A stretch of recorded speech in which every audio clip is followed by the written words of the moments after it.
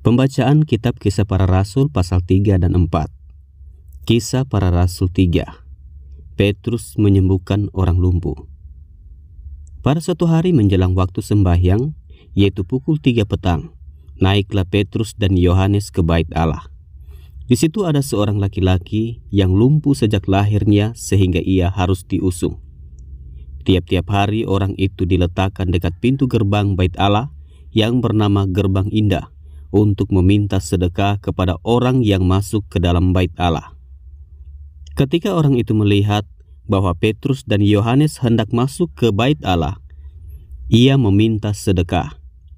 Mereka menatap dia dan Petrus berkata, "Lihatlah kepada kami." Lalu orang itu menatap mereka dengan harapan akan mendapat sesuatu dari mereka. Tetapi Petrus berkata, "Emas dan perak tidak ada padaku, tetapi apa yang kupunyai, kuberikan kepadamu. Demi nama Yesus Kristus, orang Nazaret itu, berjalanlah." Lalu ia memegang tangan kanan orang itu dan membantu dia berdiri. Seketika itu juga kuatlah kaki dan mata kaki orang itu. Ia melonjak berdiri lalu berjalan kian kemari dan mengikuti mereka ke dalam bait Allah, berjalan dan melompat-lompat serta memuji Allah. Seluruh rakyat itu melihat dia berjalan sambil memuji Allah. Lalu mereka mengenal dia sebagai orang yang biasanya duduk meminta sedekah di gerbang indah bait Allah, sehingga mereka takjub dan tercengang tentang apa yang telah terjadi padanya. Khotbah Petrus di Serambi Salomo. Karena orang itu tetap mengikuti Petrus dan Yohanes, maka seluruh orang banyak yang sangat keheranan itu datang mengerumuni mereka di serambi yang disebut Serambi Salomo. Petrus melihat orang banyak itu lalu berkata, "Hai orang Israel, mengapa kamu heran tentang kejadian itu dan mengapa kamu menatap kami seolah-olah kami membuat orang ini berjalan karena kuasa atau kesalehan kami sendiri? Allah Abraham, Ishak dan Yakub, Allah nenek moyang kita telah memuliakan hambanya, yaitu Yesus yang kamu serahkan dan tolak di depan Pilatus, walaupun Pilatus berpendapat bahwa ia harus dilepaskan. Tetapi kamu telah menolak yang kudus dan benar, serta menghendaki seorang pembunuh sebagai hadiahmu. Demikianlah ia, pemimpin kepada hidup, telah kamu bunuh, tetapi Allah telah membangkitkan dia dari antara orang mati, dan tentang hal itu kami adalah saksi. Dan karena kepercayaan dalam nama Yesus, maka nama itu telah menguatkan orang yang kamu lihat dan kamu kenal ini. Dan kepercayaan itu telah memberi kesembuhan kepada orang ini di depan kamu semua. Hai saudara-saudara, aku tahu bahwa kamu telah berbuat demikian karena ketidaktahuan, sama seperti semua pemimpin kamu. Tetapi dengan jalan demikian Allah telah menggenapi apa yang telah difirmankannya dahulu dengan perantaraan nabi-nabinya, yaitu bahwa Mesias yang diutusnya harus menderita. Karena itu sadarlah dan bertobatlah, supaya dosamu dihapuskan, agar Tuhan mendatangkan waktu kelegaan dan mengutus Yesus, yang dari semula diuntukkan bagimu sebagai Kristus. Kristus itu harus tinggal di sorga sampai waktu pemulihan segala sesuatu, seperti yang difirmankan Allah dengan perantaraan nabi-nabinya yang kudus di zaman dahulu. Bukankah telah dikatakan Musa, Tuhan Allah akan membangkitkan bagimu seorang nabi dari antara saudara-saudaramu, sama seperti aku. Dengarkanlah dia dalam segala sesuatu yang akan dikatakannya kepadamu. Dan akan terjadi bahwa semua orang yang tidak mendengarkan nabi itu akan dibasmi dari umat kita. Dan semua nabi yang pernah berbicara, mulai dari Samuel dan sesudah dia, telah bernubuat tentang zaman ini. Kamulah yang mewarisi nubuat-nubuat itu dan mendapat bagian dalam perjanjian yang telah diadakan Allah dengan nenek moyang kita, ketika ia berfirman kepada Abraham, "Oleh keturunanmu semua bangsa di bumi akan diberkati." Dan bagi kamulah pertama-tama Allah membangkitkan hambanya dan mengutusnya kepada kamu, supaya Ia memberkati kamu dengan memimpin kamu masing-masing kembali dari segala kejahatanmu. Kisah Para Rasul 4. Petrus dan Yohanes di hadapan Mahkamah Agama. Ketika Petrus dan Yohanes sedang berbicara kepada orang banyak, mereka tiba-tiba didatangi imam-imam dan kepala pengawal bait Allah serta orang-orang Saduki. Orang-orang itu sangat marah karena mereka mengajar orang banyak dan memberitakan bahwa dalam Yesus ada kebangkitan dari antara orang mati.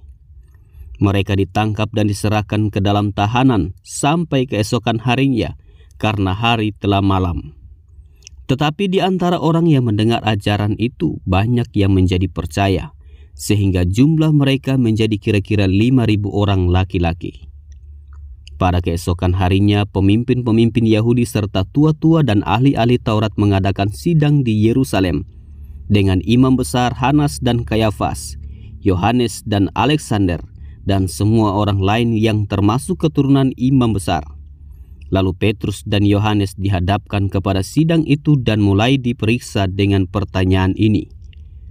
Dengan kuasa manakah atau dalam nama siapakah kamu bertindak demikian itu? Maka jawab Petrus, penuh dengan Roh Kudus, hai pemimpin-pemimpin umat dan tua-tua. Jika kami sekarang harus diperiksa karena suatu kebajikan kepada seorang sakit dan harus menerangkan dengan kuasa manakah orang itu disembuhkan, maka ketahuilah oleh kamu sekalian dan oleh seluruh umat Israel bahwa dalam nama Yesus Kristus, orang Nazaret yang telah kamu salibkan, tetapi yang telah dibangkitkan Allah dari antara orang mati, bahwa oleh karena Yesus itulah orang ini berdiri dengan sehat sekarang di depan kamu. Yesus adalah batu yang dibuang oleh tukang-tukang bangunan, yaitu kamu sendiri. Namun Ia telah menjadi batu penjuru. Dan keselamatan tidak ada di dalam siapapun juga selain di dalam Dia. Sebab di bawah kolong langit ini tidak ada nama lain yang diberikan kepada manusia yang olehnya kita dapat diselamatkan. Ketika sidang itu melihat keberanian Petrus dan Yohanes dan mengetahui bahwa keduanya orang biasa yang tidak terpelajar, heranlah mereka, dan mereka mengenal keduanya sebagai pengikut Yesus. Tetapi karena mereka melihat orang yang disembuhkan itu berdiri di samping kedua rasul itu, mereka tidak dapat mengatakan apa-apa untuk membantahnya. Dan setelah mereka menyuruh rasul-rasul itu meninggalkan ruang sidang, berundinglah mereka dan berkata, tindakan apakah yang harus kita ambil terhadap orang-orang ini? Sebab telah nyata kepada semua penduduk Yerusalem bahwa mereka telah mengadakan suatu mujizat yang menyolok dan kita tidak dapat menyangkalnya. Tetapi supaya hal itu jangan makin luas tersiar di antara orang banyak, baiklah kita mengancam dan melarang mereka, supaya mereka jangan berbicara lagi dengan siapapun dalam nama itu.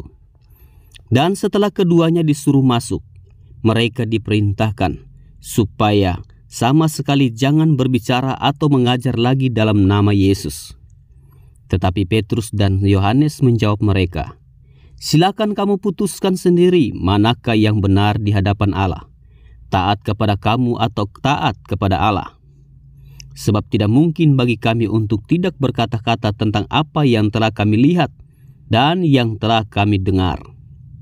Mereka semakin keras mengancam rasul-rasul itu, tetapi akhirnya melepaskan mereka juga. Mereka semakin keras mengancam rasul-rasul itu, tetapi akhirnya melepaskan mereka juga. Sebab sidang tidak melihat jalan untuk menghukum mereka, karena takut akan orang banyak yang memuliakan nama Allah, berhubung dengan apa yang telah terjadi. Sebab orang yang disembuhkan oleh mujizat itu sudah lebih dari 40 tahun umurnya. Doa jemaat. Sesudah dilepaskan, pergilah Petrus dan Yohanes kepada teman-teman mereka. Lalu mereka menceritakan segala sesuatu yang dikatakan imam-imam kepala dan tua-tua kepada mereka. Ketika teman-teman mereka mendengar hal itu, berserulah mereka bersama-sama kepada Allah. Katanya, ya Tuhan, Engkaulah yang menjadikan langit dan bumi, laut dan segala isinya. Dan oleh Roh Kudus dengan perantaraan hamba-Mu Daud, Bapa kami, engkau telah berfirman. Mengapa rusuh bangsa-bangsa? Mengapa suku-suku bangsa mereka-reka perkara yang sia-sia? Raja-raja dunia bersiap-siap dan para pembesar berkumpul untuk melawan Tuhan dan yang diurapinya. Sebab sesungguhnya telah berkumpul di dalam kota ini Herodes dan Pontius Pilatus, beserta bangsa-bangsa dan suku-suku bangsa Israel melawan Yesus, hamba-Mu yang kudus, yang Engkau urapi, untuk melaksanakan segala sesuatu yang telah Engkau tentukan dari semula oleh kuasa dan kehendak-Mu. Dan sekarang, ya Tuhan, lihatlah bagaimana mereka mengancam kami, dan berikanlah kepada hamba-hamba-Mu keberanian untuk memberitakan firman-Mu. Ulurkanlah tangan-Mu untuk menyembuhkan orang, dan adakanlah tanda-tanda dan mujizat-mujizat oleh nama Yesus, hamba-Mu yang kudus. Dan ketika mereka sedang berdoa, goyanglah tempat mereka berkumpul itu, dan mereka semua penuh dengan Roh Kudus. Lalu mereka memberitakan firman Allah dengan berani. Cara hidup jemaat. Adapun kumpulan orang yang telah percaya itu, mereka sehati dan sejiwa, dan tidak seorang pun yang berkata bahwa sesuatu dari kepunyaannya adalah miliknya sendiri, tetapi segala sesuatu adalah kepunyaan mereka bersama. Dan dengan kuasa yang besar, rasul-rasul memberi kesaksian tentang kebangkitan Tuhan Yesus, dan mereka semua hidup dalam kasih karunia yang melimpah-limpah. Sebab tidak ada seorang pun yang berkekurangan di antara mereka, karena semua orang yang mempunyai tanah atau rumah menjual kepunyaannya itu, dan hasil penjualan itu mereka bawa, dan mereka letakkan di depan kaki rasul-rasul, lalu dibagi-bagikan kepada setiap orang sesuai dengan keperluannya. Demikian pula dengan Yusuf, yang oleh rasul-rasul disebut Barnabas, artinya anak penghiburan, seorang Lewi dari Siprus. Ia menjual ladang miliknya lalu membawa uangnya itu dan meletakkannya di depan kaki rasul-rasul.